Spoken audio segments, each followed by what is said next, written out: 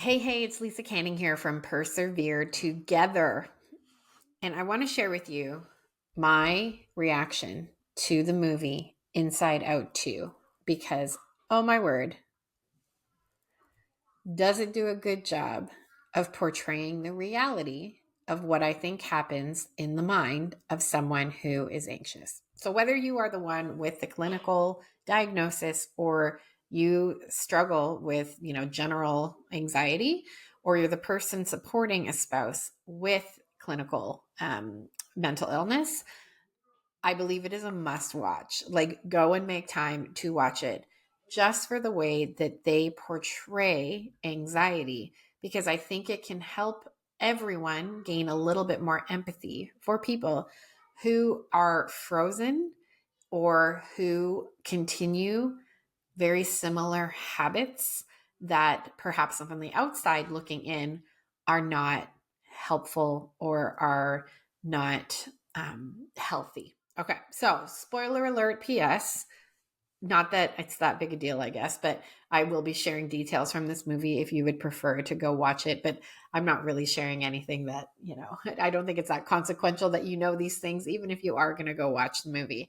First of all, the movie is great. I loved that every single one of my kids came. And so there were things that I could unpack with my teenagers that were just so exceptional. So, Inside Out, if you're not familiar, is a brilliant concept where they have taken emotions and given them, these forms, right? So there's joy, sadness, disgust, anger, fear, and then in Inside Out 2, they're introducing new emotions all related to puberty. So anxiety, embarrassment, envy, and I forget the last one. It's a funny one. It's like a French character. Ennui. Anyway, so anxiety they portray to be like it kind of presents in the beginning of the film as anxiety is being really helpful. Oh, we are going to help Riley, the character in the movie, the 13-year-old. We're going to help her be accepted. We're going to help her get onto the team, the hockey team. She plays hockey. And isn't this so true of anxiety? Anxiety is constantly looking for ways to make things better or to have more predictable outcomes. And there is a scene where this is so just beautifully exemplified. The character Riley is 13 years old. She's at a hockey camp and she really wants to get on this team or she wants to win, something. Okay. It's like the final scrimmage of the camp hockey game. She wants the coach, who will be her coach moving forward, to see her in a good light, right? And so she's also navigating friendships. She's navigating older girls there who will be on the same hockey team. She's navigating all the things a 13-year-old navigates, like being embarrassed about the way she talks and the way she looks and all the things. And so there's a scene where anxiety pulls out of the console, right? So the control panel that is the mind, the emotions will press a button and then it will trigger a reaction in real life in Riley. She pulls out of the console a little computer, and in the little computer, she goes through all of the various outcomes that could happen in any given situation. So, for example, if I don't make the team, then my parents are going to be mad at me. I'm not going to have any friends. The only way that I can be popular and have friends is if I'm on this hockey team, and so on and so forth. The movie does a great job of explaining this even further in I'm trying to think of the correct word to describe it, but basically it's a whole bunch of little characters who are like drawing, and they're drawing using Riley's imagination. It's called Imagination Station, I think. But using Riley's imagination, they're drawing even more potential outcomes, like even more disastrous outcomes, all bad. And there's a really, really, really great scene where Joy, the main feeling character, voiced by Amy Poehler. Such a fun character, where she realizes what's happening. She's realizing anxiety is using Riley's imagination essentially against her. And she starts filling those basically they draw something and it kind of gets sent up to her control panel, to her brain. She starts flooding those little drawings that get sent up to the main control panel with good outcomes. As a mindset coach, I nearly fell off my chair with excitement. I could have jumped up and down, because this is how one heals. This is how one makes good progress in life, right? Rather than thinking about all of the potential bad outcomes of a situation, which of course we need to, in a healthy way, not deny reality. So of course we need to consider them. But when that is all we do, it can be very problematic, because then we're constantly in a state of fear. And this is what I love. This character, Joy, she's just filling her mind with possibility. And what I love about the movie is that you see the direct impact of it. We can't do that here. I can't be like, hey, think a good thought, and then you just instantly see me do something happy. You don't know what's going on in my brain, right? But in this movie, you see the direct impact of her filling her brain with something more positive, and then there's a direct correlation into her activities in this movie. There's a scene that made me cry. It really made me cry. There were two scenes that made me cry. I'll share them both with you. The first one was, she is so determined to make this team because she now has this belief. That's another thing the movie does really well, of explaining how thoughts and experiences can then inform and create beliefs. And the movie does this beautiful, it pictorially visualizes these long, colorful kind of pillars, if you will, like pillars of light, sort of. And these are her beliefs she now has about herself. So she steps onto the ice in this final hockey camp scrimmage. And you hear it. You hear it in the audio of the film. I'm not good enough. She has now created a belief based on all these different things that happened. I'm not good enough. And you hear her say that over and over again as she's skating. And it informs the way she skates. She is aggressive. She doesn't pass the puck. She's constantly trying to be the only one who scores. And it makes her even injure her friend. She injures her friend, or she does a really stressful body check, and the girl is clearly not well. And so she's sent to the penalty box. This is where you see the impact of what it looks like, or you see exemplified so well what it can look like to self-soothe. So she's in the box and she's clearly having a physical panic attack. So anxiety is now becoming so overwhelming in this moment. And you hear her constantly saying I'm not good enough. I'm not good enough. I'm not good enough. Right? And the movie does this exceptional job of showing anxiety, and how they visualize it is anxiety starts to essentially run laps. She's trying so hard to push all these buttons, to look at all these different ways that she can fix the situation. She body checked her friend. She is probably not going to make the team. She's been put in a sports timeout. Everyone is looking at her poorly, and anxiety can't take it. And so anxiety just creates this whirlwind. It's literally a colorful force field, this massive colorful wall that anxiety is. that no other emotion can penetrate. And that's, I think, a very accurate representation of what anxiety does to a person. What I observe about my husband sometimes and in myself is he can get to this point of freeze. You know, there's fight, there's flight, but there's also freeze. He can just get overwhelmed and numb.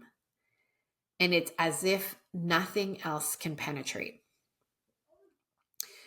I shared my thoughts on this movie on Instagram, and people shared very, very similar reactions.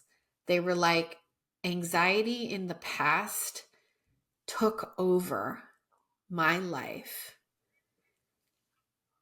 and no other emotion could break through. So the good news is, so I mentioned there's a couple moments that made me cry, and this is one of them. Joy tries so hard to break through this wall that anxiety has created around the control panel, around Riley's mind. She tries so hard to break through it. And eventually she's successful, but it's with great effort. And then even when she's in there, she's trying to like reach anxiety's hand. She's trying to do something to the control panel, but anxiety cannot let go. And it's such a battle, and it is so tense, and Joy is desperate. And I could identify with how Joy was presenting in the movie, because that's sometimes how I feel as the support person for my husband. Like sometimes I feel like I want to get through to you so badly, but I can't. Like I want you to see the truth of this situation of yourself, but I can't right this second. And that can be frustrating. But I've learned with experience that just with a little bit of time and a little bit of space, you can break through. And that's what happens. Joy, and I might be forgetting, I might not be getting these details accurate, but it's something to the effect of Joy, like, is able to finally get through to anxiety and say something like, it's up to Riley. Like, Riley can make this choice. And anxiety is like, no, she can't. No, she can't. I have to do this for her. I have to figure this out. I have to fix this. And Joy says something to the effect of, like, Riley can choose. And that's finally like what allows anxiety to kind of like give up, literally. And she falls. And the part number one that made me cry is anxiety says, I just wanted to protect her.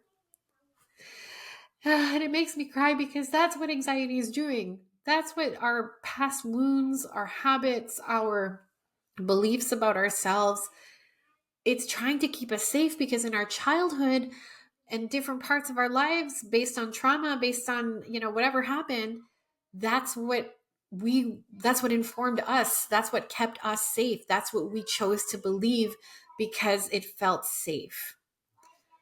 But at some point, you get to decide what safe is. And so that moment where just this realization that I was just trying to protect her, like that anxiety isn't like it's trying to be of service to the anxious individual. It is trying to help. And sometimes it can.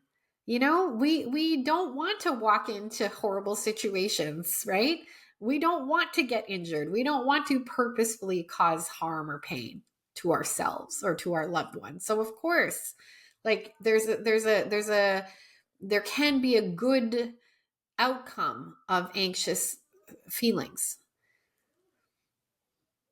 But when it debilitates us, when other emotions cannot get in there, the outcomes can be poor. The other moment that really made me cry was, I think just after this moment, maybe, right? Or maybe very close to this moment. I can't remember if it was right before or right after. They in the movie, they have a I don't know how else to describe it. It reminded me of the Oscar award. So there's like something in the center, almost like a tree stalk, and then this sort of like amorphous thing at the top. And that was to represent a person's like true self, their self concept, the way they think about themselves. And so going back to that scene in the penalty box where she is in the box and she's having a panic attack, and you can hear her say in the audio, I'm not good enough. I'm not good enough. I'm not good enough. The characters in the movie try so hard to bring Riley's true self back. So there's a self, this tree stalk thing that I'm talking about, that anxiety influenced. It's a self that is informed by words like, I'm not good enough. I can't make it.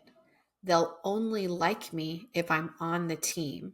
If I make the team, I'll be accepted. All of those make up that tree stalk. And the characters, joy and fear, all of the ones, the original characters, the original ones who are with Riley in the beginning, they are desperately trying to bring back the Riley before anxiety took over. And this Riley is informed by things like, I'm a good person. And you hear that as she's having that panic attack. You hear this very faint voice of, I'm a good person. And they somehow, the characters are able to bring that one back, and a whole bunch of things happen. You see her in the movie, like literally her breathing is getting more regulated. She's able to, take deep breaths. And then finally she's able to bring her head up. She sees the friend that she, harmed in the game. They're able to make a point of reconciliation, and she kind of returns to a truer version of herself that is not so informed or influenced by anxiety. And it's a breathtaking scene to me because, gosh, and this is what I unpacked with my teenage kids, self-compassion and living out of the true self. On the ride home, we talked about that it's only normal and natural that you want to be accepted, that you want to feel like you fit in, and that it's very normal and natural to perhaps think, well, I should maybe do certain things to fit in. And it was really fun because I got to talk to them about how I think they're all exceptional human beings. I was like, listen, all of you are good. You're all like pleasant. You're like funny. You are caring and kind individuals. All of you are good people. And there's this moment in the movie where all of the emotions come around this tree-like thing that is Riley's true self, and they all hug it.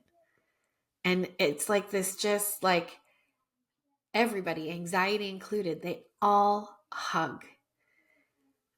And I just like, when we can understand that these emotions, all of them, fear, disgust, anger, embarrassment, anxiety, all the things, that they're all a part of us.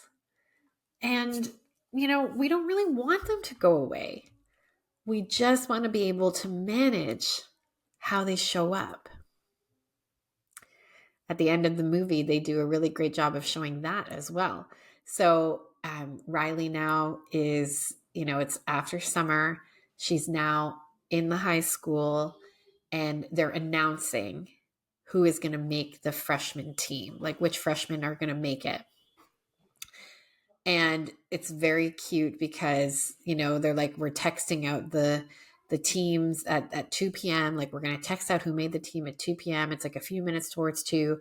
And you see anxiety in Riley's brain get all flustered. Well, what if we don't make it? Oh my gosh, my parents are going to be mad. Oh my gosh, I'm not going to do this. Like on and on and on and on. And then you watch Joy say, okay, anxiety, thank you so much. We've heard you. We've heard you. Riley's going to be okay. Even if she doesn't make it, everything's going to be okay. Why don't you come here and sit in your special chair? And the special chair is like adorable. It's this plush chair. There's like, I think, scented candles and a cup of tea. And it mirrors what I'm often telling my coaching clients. We're going to listen to anxiety, but we're going to invite anxiety to go sit in the back of the car. Anxiety can come, but anxiety doesn't have to be in the driver's seat or the passenger seat.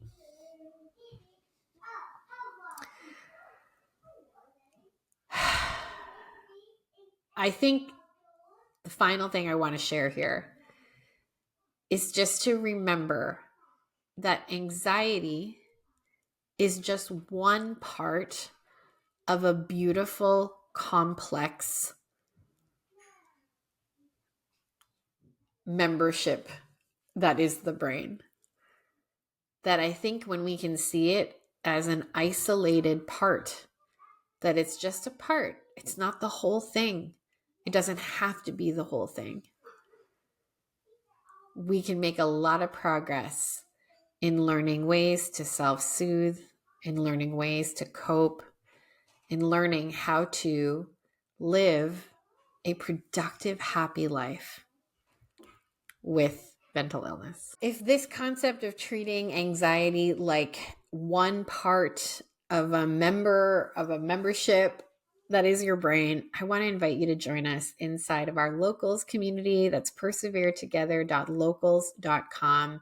Once we get to 20 paid subscribers, I am going to open up coaching once a month, live coaching with me.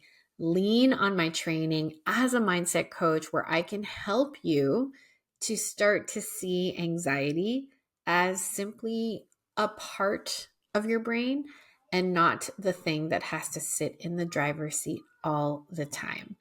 We are grateful for the opportunity to do this kind of work, and we are grateful to our paid supporters who allow us to do this and take care of our 10 children. We are so, so grateful. So come and visit us over at perseveretogether.locals.com. You can be a part of our community completely for free, and we would love it if you would discern becoming a paid member where you can gain access to me as a live coach once we hit those 20 paid subscribers. Thanks so much for watching. Please share this with a friend and subscribe to our YouTube channel. Let's persevere together.